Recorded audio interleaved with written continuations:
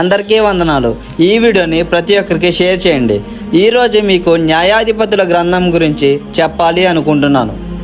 న్యాయాధిపతుల గ్రంథానికి మరొక పేరు పరాజయముల గ్రంథము అని అర్థం. ఈ పుస్తకంలో ముఖ్యాంశాలు: ఇశ్రాయేలీలు దేవుని మరిచి ఇతర దేశ ప్రజలకి బానిసత్వం ఉన్నారు. అప్పుడు దేవుడు వారికి న్యాయాధిపతులను నియమించాడు.